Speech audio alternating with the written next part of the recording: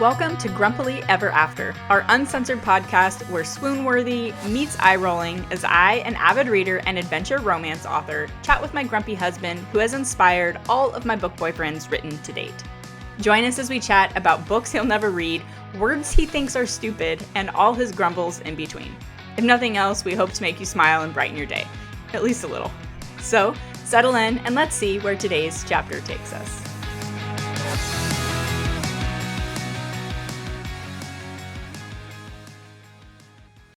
Why are you raising your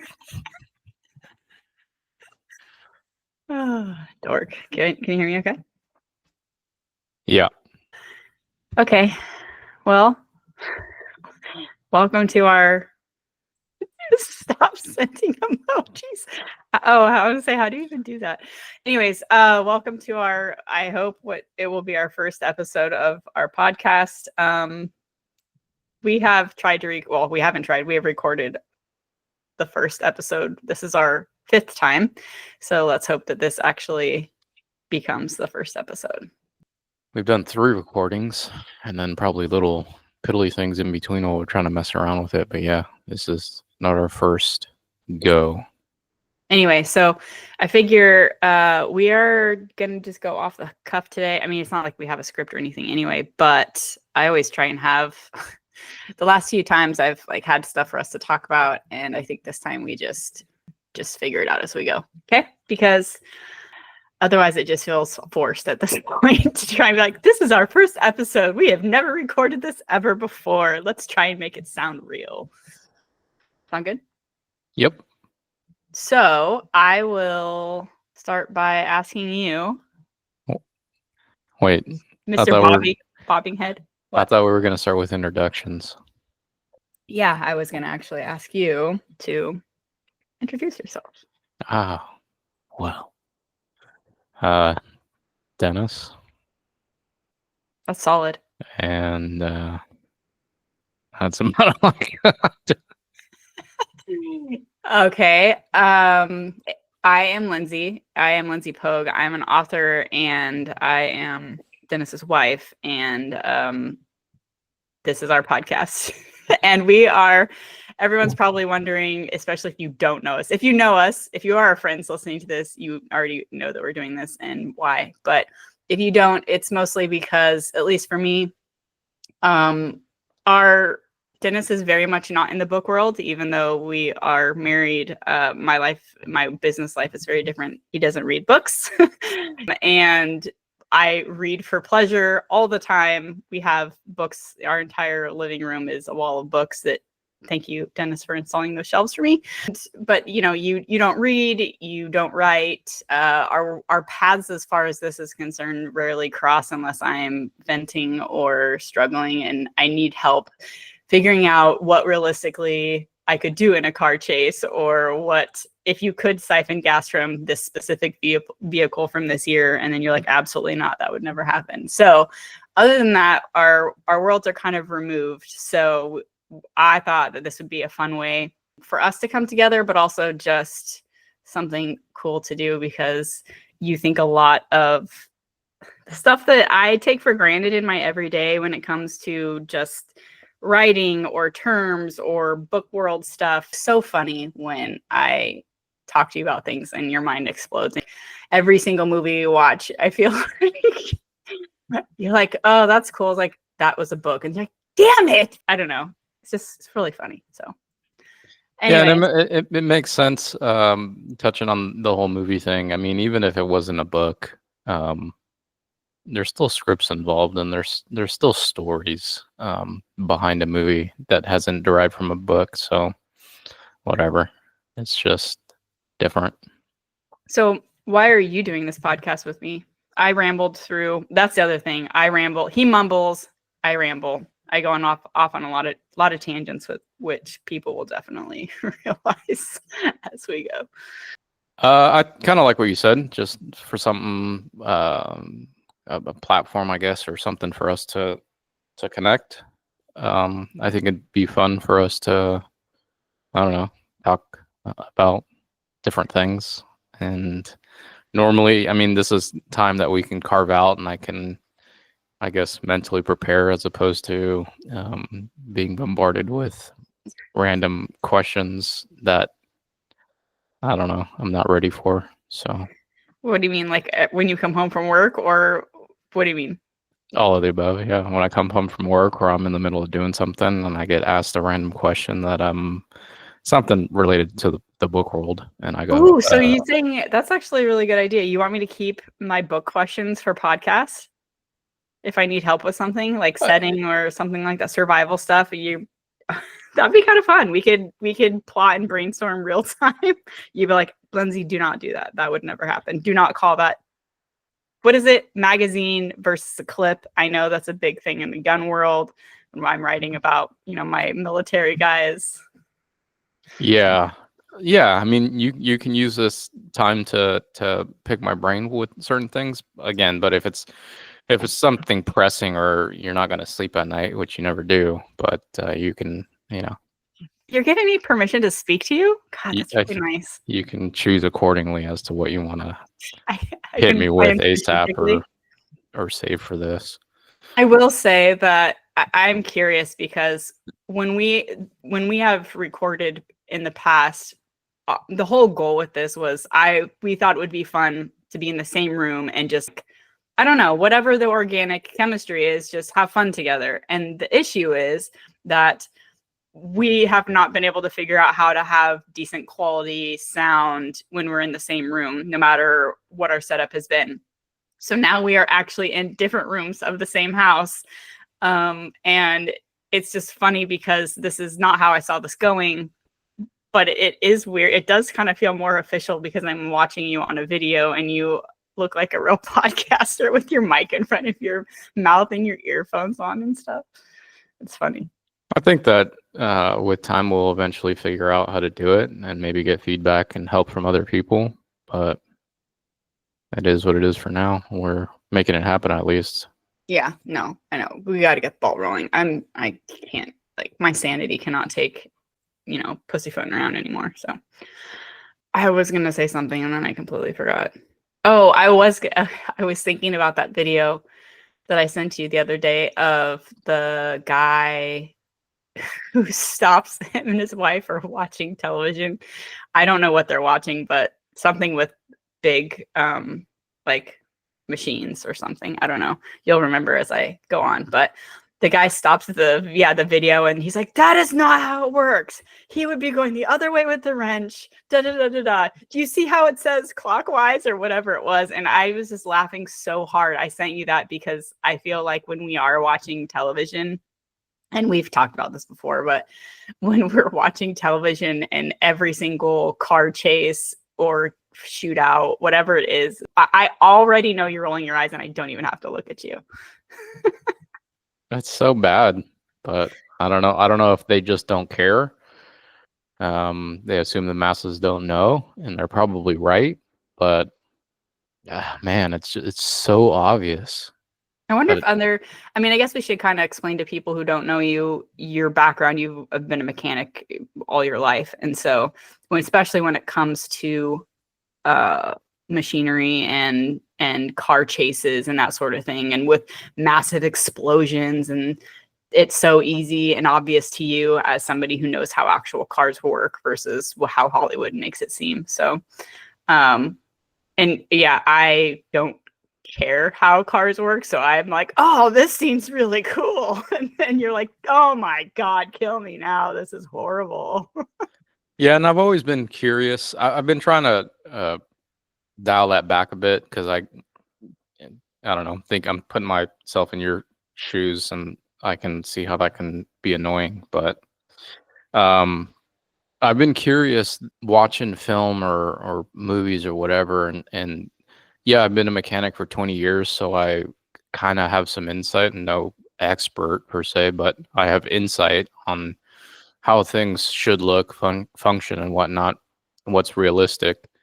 But I've kind of been thinking of different trades of, like, let's say we're watching a hospital type setting show, and someone crashes and people start listing, get the crash cart.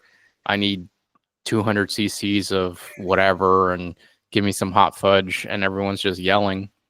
And how realistic is that? I have Yeah. no idea because I'm not Yeah. a doctor, but how, if they're already murdering this stuff with cars and basic stuff, how far do they actually go? And I Yeah. was with a coworker, or not a coworker, but someone at work the other day, and his role is inspecting elevators. And I asked him the same question. I'm like, when you're watching movies or film with your significant other, and there's an elevator scene, how realistic is it? What do they get right? What do they get wrong? And the look on his face was just, dude, they get like none of it right. Like all elevator shafts are super clean. They're all super well lit. And that's not the case. It is nasty. It is dirty, dark. And I'm like, okay. So that's one trait I There's can not kind enough of space for 5 people to propel down, and yeah, it's like so that's a good point. And it's funny because you were mentioning that you're like, oh, I need to scale back, and I mean, I don't think that I find it annoying because I just come to expect it. But I have noticed that you are so rubbing off on me because my patience is like thinning. Last night alone, how many times did I look at you and be like, oh my God, when we were watching Fire Country? I mean, I don't know any of that stuff. And I know that half of it was just absolutely ridiculous. Don't get me wrong. We're going to keep watching the show, but I'm going to keep grumbling through the whole thing because it's so ridiculous in some of yeah. it. I mean, there's a difference between something that they kind of just try and sweep under the rug real quick and people might not notice, but that show is pretty bad. Like Mhm. pretty bad. They're trying to pull a fast one over everyone, and someone can just tell this, a normal person can have a sense of time and just the shifts in a single scene with the time change is unreal. So It's a morning and then night in the same scene. I know. No, but I was just thinking last night. I was trying to reel myself back in because, like, all right, Lindsay, just enjoy it. Like, you're gonna keep watching this. Like, you can't continue watching the show. So, anyways, it's just funny. I actually think a part of me appreciates that because as a writer, it is good for me to know the types of things that are totally ridiculous. I mean, I always try and do as much research as I can, and I always ask you, even though you absolutely hate it, like you'll read through a scene for me, or I'll read it out loud or whatever, so you can try and give me feedback. But since we are on this topic, let's just clear the air and tell everyone how much you absolutely love the Fast and the Furious series. okay, random, but Not really. they're terrible.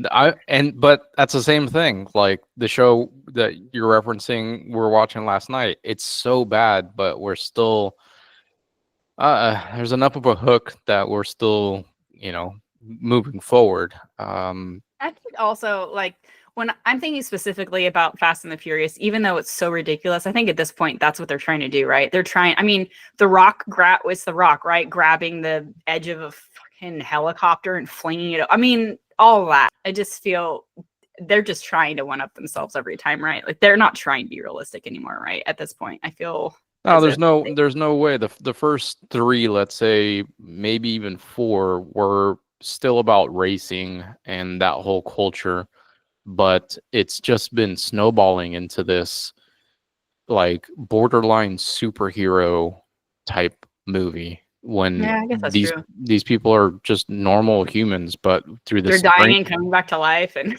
through the strength of family, they are yeah. able to grab missiles and redirect them mid-flight. So I don't know what, if it's Red Bull that they're drinking or Yeah, the maybe.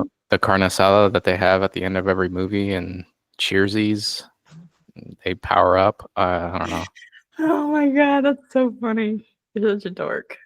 Okay, so a little bit more about us, just because we're gonna be the ones chatting your ears off for half an hour, 45 minutes every time. So we just celebrated our 19 years together. So we've been together for a while. We haven't been married that long, but we've been together for quite a while. Oh my gosh, we've been together almost 2 decades. It's weird when you say it like that.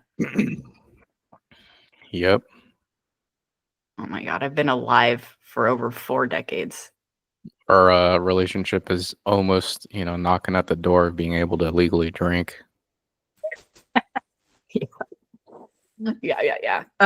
We actually met at working at a dealership together, a car dealership. And I have told you this recently, but you did not know that one of my books is loosely inspired on how we met. And the couple meets working at a mechanic's garage. And I actually really enjoyed writing the setting for that book because I've lived it. And so it was really fun to write because I could revisit, well, I guess the garage always smells like grease and stuff, but it was just really cool to go back and remember what it sounds like to, hear the guys in there and all the air guns going off and the whatever the hell, I don't know what all the things are, but I know how it smells and I know what it looks like and I know about the dirty rags everywhere. And I don't know, it's just really fun to write that. Nice. The male love interest have long hair and he was rolling over his own hair with the creeper. No. He Oh. definitely does not have long hair. He's not Guatemalan. He's not younger than her. And he's I still can't get over that term, the creeper. No, he was not rolling around under a car on the creeper. Did you ever really roll over your own hair? Yeah. Really? Yeah. That sounds really painful. It's not fun. So, I mean, since you wear a silicone ring to work as a mechanic, I know you were a lot younger, but how would you not, for safety reasons, put your hair up or something? Because I was young and dumb. Oh my God. Full of. You wonder why it took me so long to go out with you then. In your book, do they go to a miniature golf putt-putt thing? No. Mm. But if they did, she would have gotten a hole-in-one and beat your ass. Wait, my ass or the... I mean the character. Thank you. No, none of that happens. And it's not a dealership, a car dealership. It's just like a mom and pop place. But nice. I mean, I don't know. I think part of me kind of misses that whole environment because I had so many friends, right? Like all the guys that were, well, my friends first because I worked there first, but then you came and then we all were friends. And I don't know. I miss that camaraderie, and it's really cool when you really think about it, the people that are still in our lives that's a long time ago, 20 years ago, 21 years ago when we met, however many, a couple years before we got together, a year, whatever. Like some of those people are still in our lives, which is really cool. Even though we don't work there anymore. Yeah, we don't work there anymore. We've all gone down different career paths, but a lot of them I still work with, which is weird. That is weird. Yeah. We've kind of just shifted from one place to another.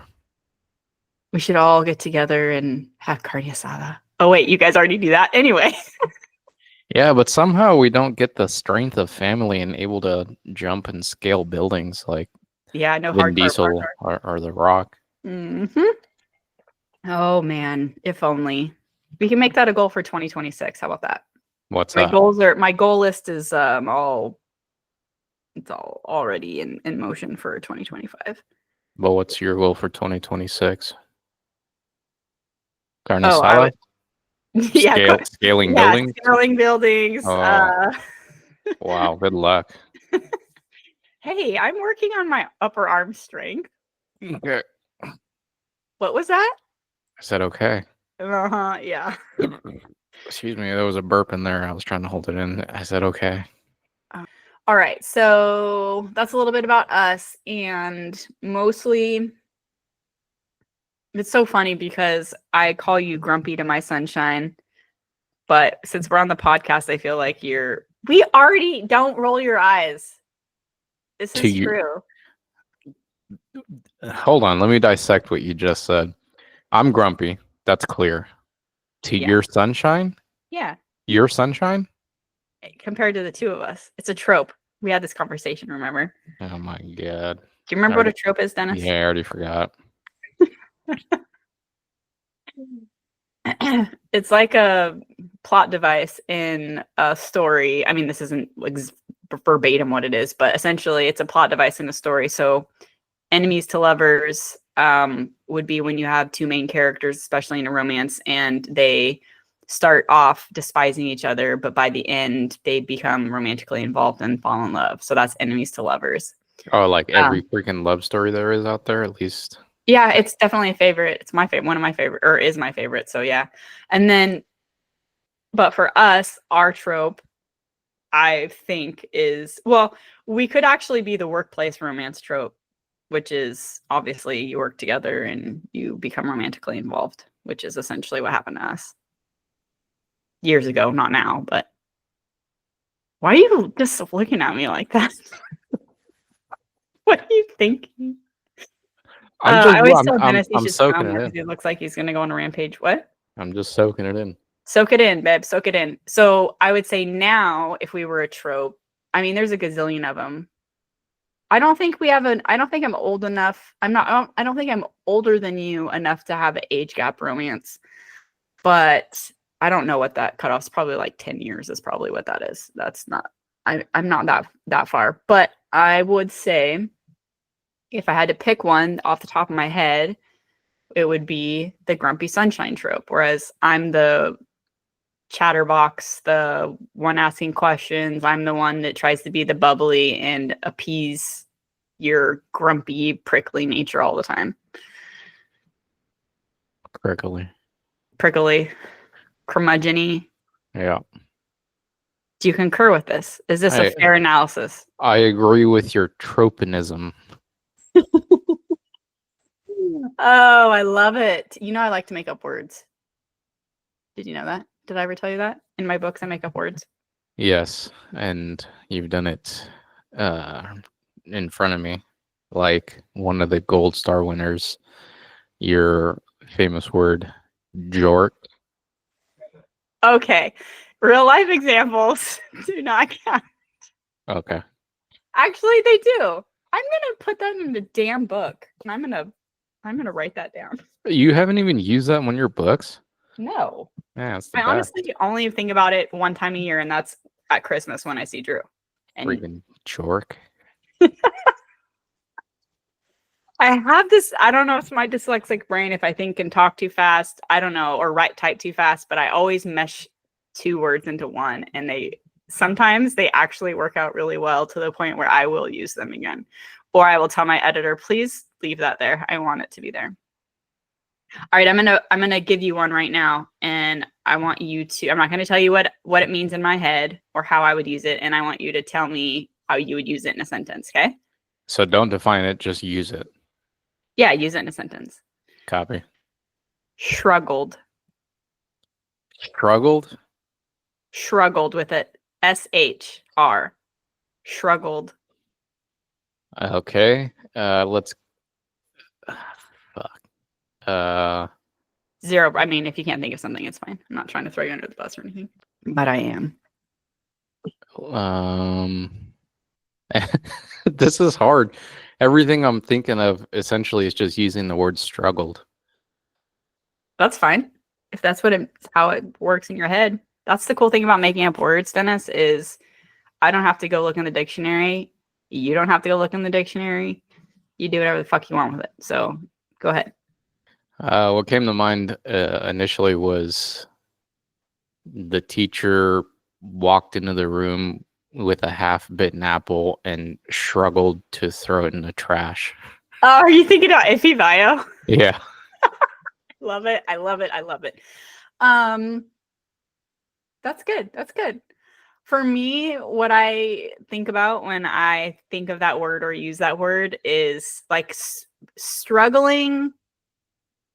I don't know why. Like, you know, when you're changing your clothes and like you're struggling to get your clothes off. You know what I mean? Like you have to like struggle out of clothes, like out of your pants, or struggle out of your like your shirt or something. That's in my head. That's the first thing that pops into my mind. Oh, so gotcha. I struggled out of my jeans. So there was the sentence. Sorry, I wasn't really using it in a sentence, but I thought, I figured it was a mashup of struggle and like shrugged. yeah. So I took it as exactly like AP Bio, where he doesn't necessarily struggle, but he doesn't give a Mm-hmm. fuck. You can curse. I'll put it an explosive thing because there's no way I'm gonna be able to comfortably speak and curb my natural speaking voice or language. So that's on you. It doesn't even make sense what I just said, but anyway, there you have it. Oh, I'm pretty good at it, so if need be, I can. But he doesn't care, so like he just throws the apple and shrugs it off. But it's like a aloof struggle type thing, I guess. Yeah. Shrugged it off like, well, I don't fucking care. Yeah. Well, I'll have to get a list together of some of the words and we'll have to play around with them and see what other other sentences we can use them in. Can we? Sweet. Aren't you excited? Beyond. So, but seriously, like I have fun stuff that I want us to chat about or do, but if there's anything that you specifically want to talk about or do on our podcast, like this is our thing. We're doing this for us, so you let me know.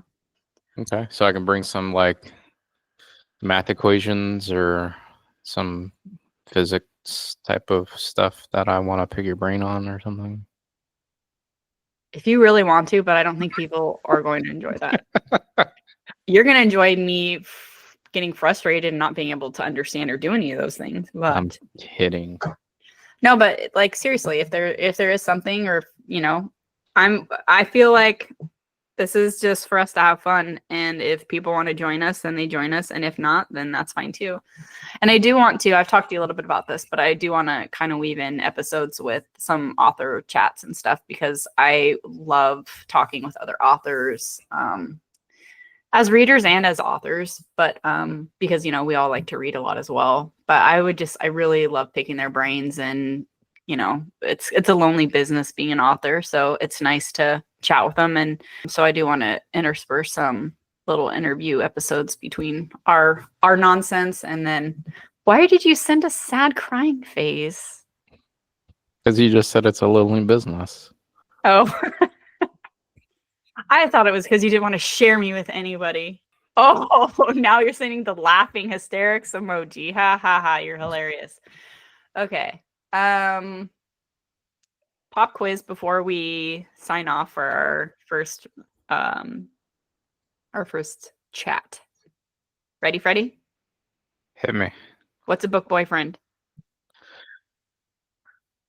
A book boyfriend is a character in a book that you're reading that you like. Good job. And There's more? Huh? Give us an example. Darcy. Good job.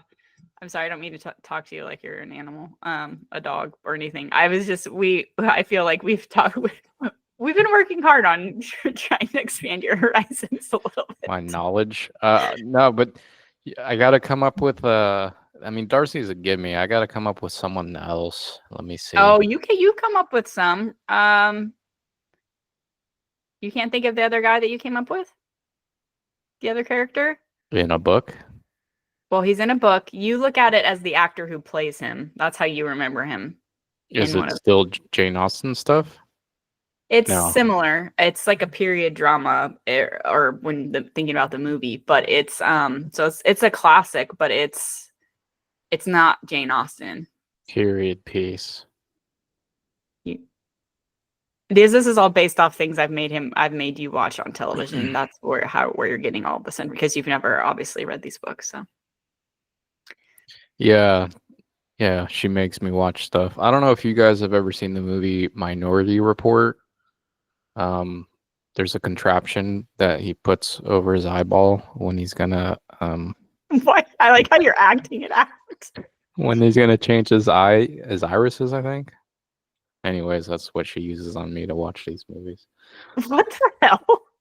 I don't know, man. Drawing blank. He also plays a pirate. Toby Stevens. Yeah. That's not a. So he plays Mr. Rochester. And Mr. Rochester is from Jane Eyre. This is the title of the book, but it's not by Jane Austen. Who's it by? It's by one of the Bronte sisters. That's one of the whatever that trope is where he's a hated character thing. Oh, Charlotte. What now? Sorry. That's one of those trope things where he's a hated enemies to lovers or whatever. Is that?